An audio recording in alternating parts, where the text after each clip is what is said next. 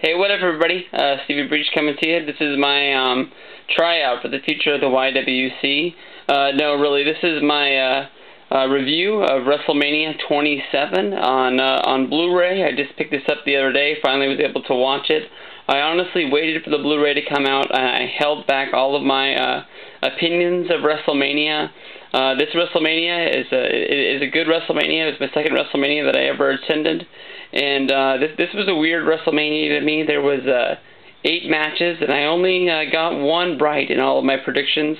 It's probably the worst I've ever done on a pay-per-view before, and I think that's what makes this Wrestlemania so good to me, is that it wasn't as predictable as I thought other Wrestlemanias were. And for some reason, this Wrestlemania has been getting kicked to the curb more than any other one in that I can think of. To me, when I think of bad WrestleManias, I think of WrestleMania 2, and that's the one that always comes to my mind whenever the argument comes out of the worst one. But for some reason, a lot of people have been pointing at this one as being one of the worst. This WrestleMania is giving you everything you can think of: good wrestling matches, entertainment, people from the past like Rock and Stone Cold showing up. It's what people have been asking for so long. Finally, they give it to us, and you're not happy. And honestly, another thing, is another people knock on WWE so much is John Cena, the poster boy, always winning every time. He didn't win this WrestleMania, and people still kick it to the curb. I think that honestly, WrestleMania gets kicked just because the hype. This the 27th WrestleMania that they've had, and that it is the poster boy of the WWE. It is the the highest it can get, and maybe it's not living up to what people have seen in the past, but I don't see any faults in this WrestleMania at all, and I think it's a very good one. I honestly think that everybody should buy this right now. Buy it while it's on sale, buy it sooner or later. There's a lot of people saying they're not going to buy this. When I put up my my first look at the Blu-ray when I picked it up at Best Buy, a lot of people were like, "I'm not buying that crap." I guarantee you this is WrestleMania. I guarantee you close to 75 to 80% of people said they're not going to own this. Will own this in their collection one day or another, just because it is WrestleMania.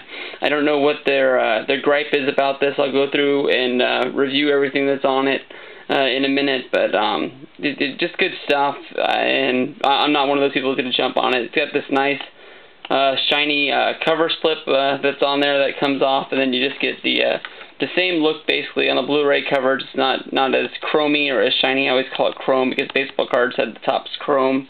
That sets forever. You pop it open. It's a 2-disc set. Take my tickets out of there. You got Wrestle on the WrestleMania side, then you got Mania on the Hall of Fame side.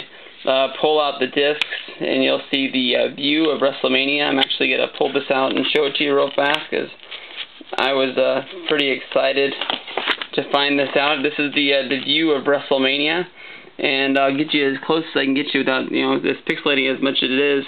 See that orange dot right there? That orange dot is me. And that is me in my new Tennessee hat. Everybody bitched and complained about how nasty my other one was, and it didn't really bother me that much, but I'm glad that I went out and bought it because it stands out in the crowd, and that orange dot is me. And right next to me, if you can see it closer, you can't really tell, but that purple dot is Assault and Battery 777. I haven't really I was joking around about trying to get a magnifying glass to see it better, to see if I can find Luke Cage and Miguel.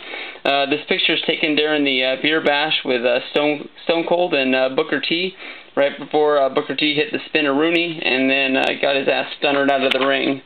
But pretty cool artwork on the back. I just like the way they play off the blue and the yellow. It gives it a pretty good look and pretty good colors. It's got pictures of John Cena, Triple H, The Rock, Edge, Alberto Del Rio. Good stuff right here. But all in all, everybody knows what's on here. I don't think I really need to give it an in-depth review. The way I give reviews mostly is just like, go out and buy this. It's good, it's bad. Whatever and whatever. But I threw my tickets in here. There's my WrestleMania ticket. Right here I have my Monday Night Raw ticket. I have a Access ticket. And then I have my Phillips Arena ticket for Monday Night Raw. Oh, wait a minute. The other one was the Hall of Fame ticket is what that was. They didn't really stick in there that well, so maybe I'm glad that they didn't have an insert because I just put them in the little insert tabs like this. That's what I do with all my tickets when I go to big events and I get the DVDs. I just stick them in there. but that's just me. All in all, you got Edge and Alberto Del Rio. This is Del Rio's first world title shot, and it was a really good match. I didn't like the playoff at the end with Edge in the car. I really thought that Christian was going to turn heel and they were going to go in a different direction with this feud. It would have been great for Del Rio to win the title as well. But that's good stuff. Great match between Cody Rhodes and Rey Mysterio. I always, sort of give it to Rey Mysterio that he always gives us good matches, even though I'm not 100% behind his character. But that was a good match.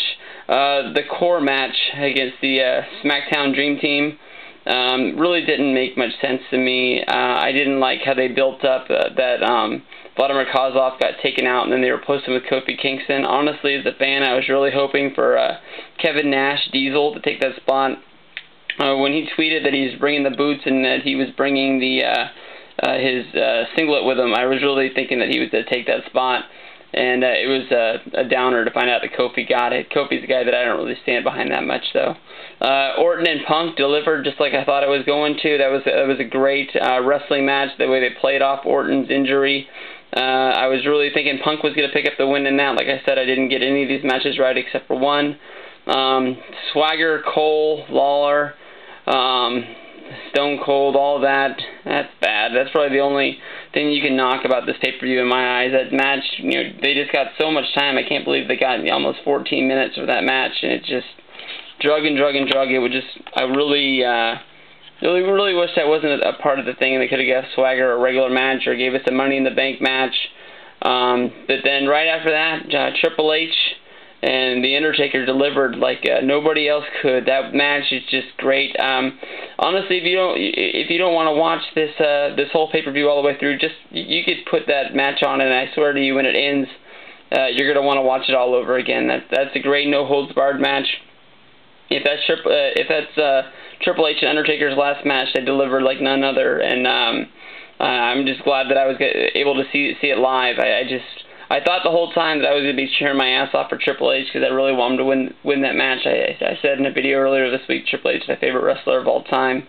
But I was just stunned. I mean, I just remember sitting there and just oohing and ahhing, but I wasn't able to say anything else. I mean, at that last spot at the end with the Undertaker submission move, I thought Triple H was going to get him. I just really thought that Triple H had him that whole match.